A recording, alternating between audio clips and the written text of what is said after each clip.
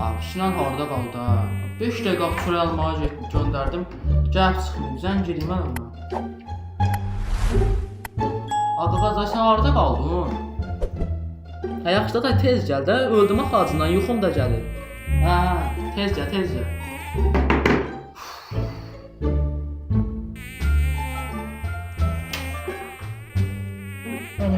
Ha, bu gələn də öyle, mən gedim yatım.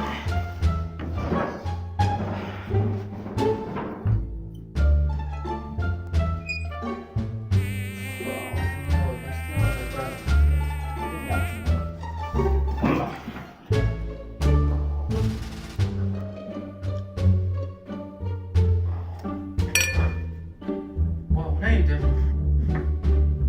Yani iyi lan.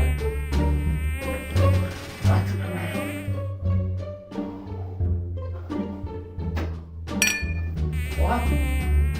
Neydi o? Şey yaptık. O ortamda.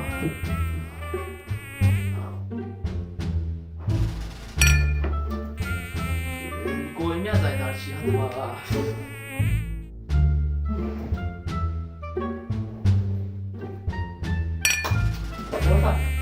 Ne oldu ya da? Ya aparatı boşmadı. Buna göre bu kadar azı kalacak.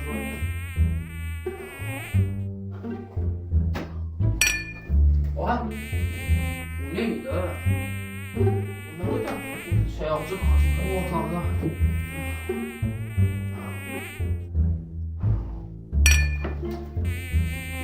Koymayacaklar şey yapma.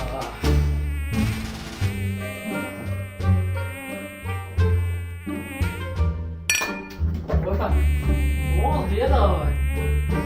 Hayda, aparatı boşmadı. Buna göre bu kadar azı kalacak.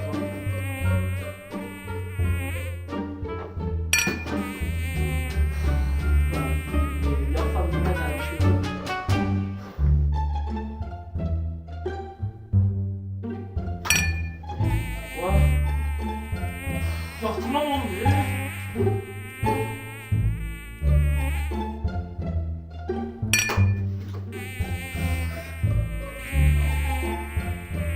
Of, ne kadar bilgisayar oldu lan.